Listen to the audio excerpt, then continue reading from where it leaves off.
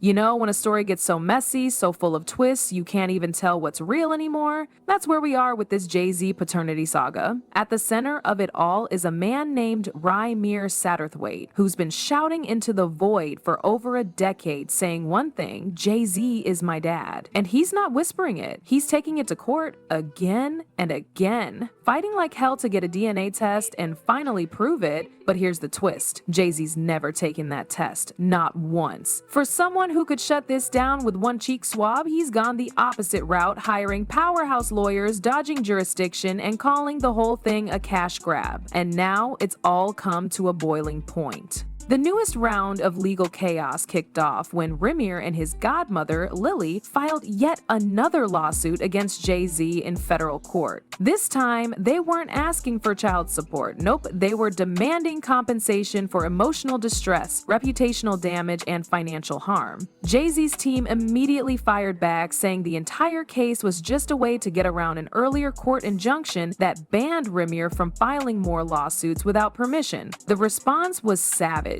They claimed the man was abusing the legal system, dragging Jay through court after court with the same old claims that had already been tossed out. But it wasn't always like this. Let's rewind for a second. According to Rymir, the story begins way back in 1982 when his mother, Wanda, was a teenager. She says she met Jay-Z in Philadelphia, they hooked up in Brooklyn, and that was that.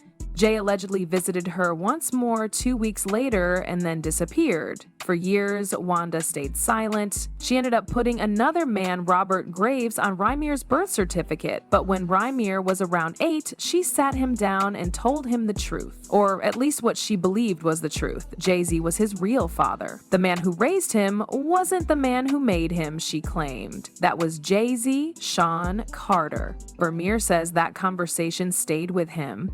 As he grew up, the story didn't change. His mom repeated it over and over. Even as an adult, he clung to it. But when he tried to get answers through the legal system, it was like running into a brick wall. In 2011, a DNA test proved that Robert Graves wasn't his biological father.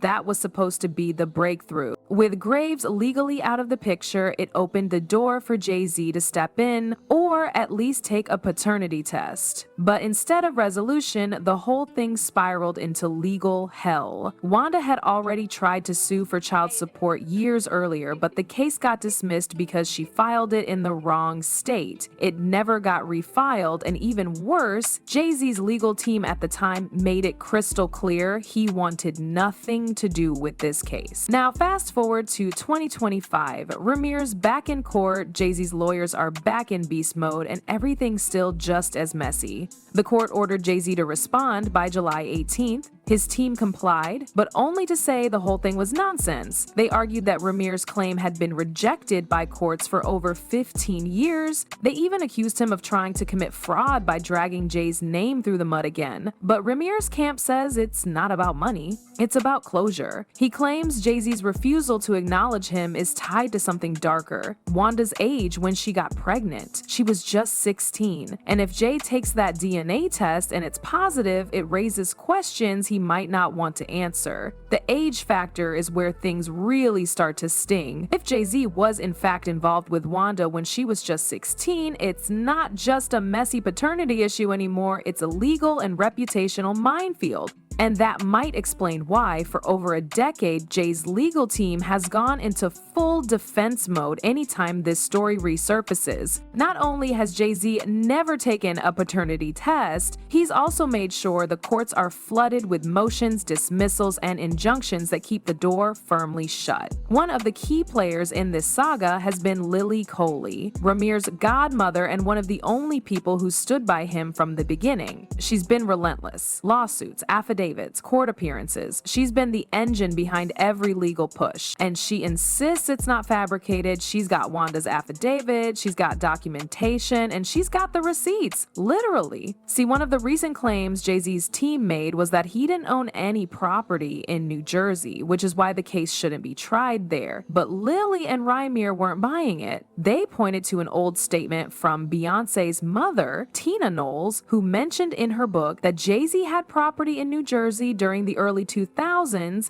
and that the state had owed an extra property mining fee to mint that plaza. If that's true, then the court might actually have jurisdiction, and that changes everything. Meanwhile, Jay-Z's team has been painting Rymir as an opportunist. They say this isn't about truth or closure, it's about money, fame, and dragging a billionaire's name through the mud. In a fiery response to the latest filing, they accused Rymir and Lily of violating a 2022 injunction that barred them from filing any more lawsuits on this matter without approval. That injunction was originally issued after the courts got flooded with repetitive filings, many of which were tossed out. Jay's team says this new case is just another version of the same old accusations, and that the court should throw it out again. But Rymir insists this has never been about cash. He's not asking for child support. He's not suing for millions. What he's asking for now are general and compensatory damages for what he says is a lifetime of emotional distress, reputational damage, and the cost of having doors slammed in his face simply because of who he believes his father is. He says he's lost opportunities, faced public ridicule, and been denied basic answers that any child should be entitled to. The emotional toll is obvious. In interviews, Rymir speaks with the kind of frustration that comes from being gaslit for years. He says he just wants the truth so he can move on with his life, but there's more than just pain in his voice. There's pride. He's tried to make something of himself without Jay-Z's help. He's made music, chased his own dreams, and kept going even when everyone told him to drop it. The legal filings are just the surface. Underneath is a man who grew up without clarity, who had to hear from his own mother that the man raising him wasn't really his dad, who then had to live with the idea that his real father might be one of the most famous men on earth, who wanted absolutely nothing to do with him. That messes with your head. It creates an identity crisis that doesn't just go away. Now, with the court pushing Jay-Z to formally respond and with Rymir refusing to back down, it feels like the pressure cooker's about to blow. Everyone's waiting to see what happens next.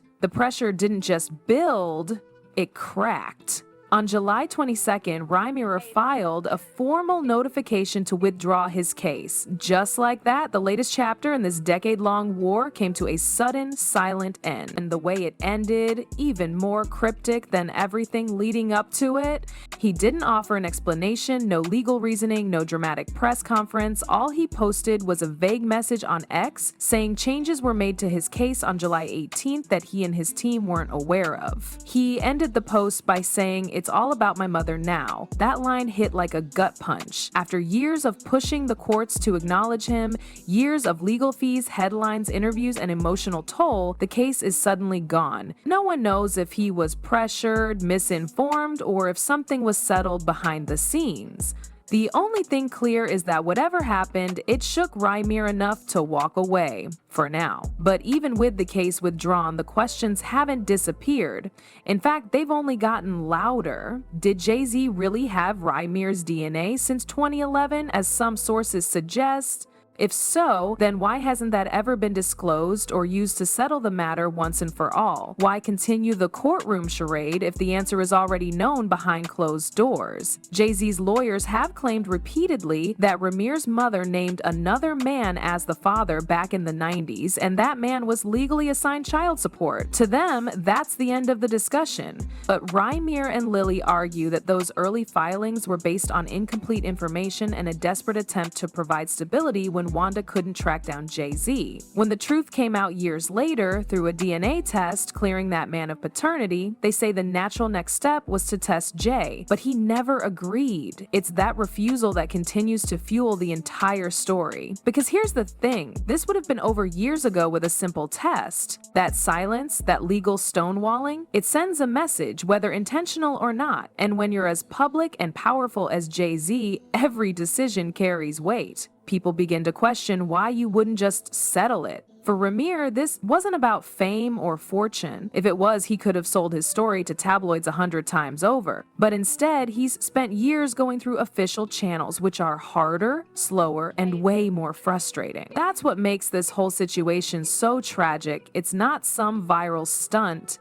It's a guy chasing a truth that keeps slipping further out of reach every time he thinks he's getting closer, and now, after everything, the court battles are paused. But the emotional scars stay. No validation, no closure, just unanswered questions hanging in the air. Rymir's last post seemed to hint that something bigger was happening behind the scenes. Maybe something tied to his mother, maybe something legal, or maybe he's just tired of fighting a battle where the other side refuses to even enter the ring. Jay-Z, for his part, has stayed quiet. No public statements, no interviews, just silence backed by legal filings. And maybe that's the most frustrating part of all. When someone with that much power and influence won't even acknowledge you, it makes the struggle feel impossible. For now, all we're left with is a story that's still unfinished. Whether or not Jay-Z is the father, whether or not we ever find out, one thing is clear. This isn't just about biology.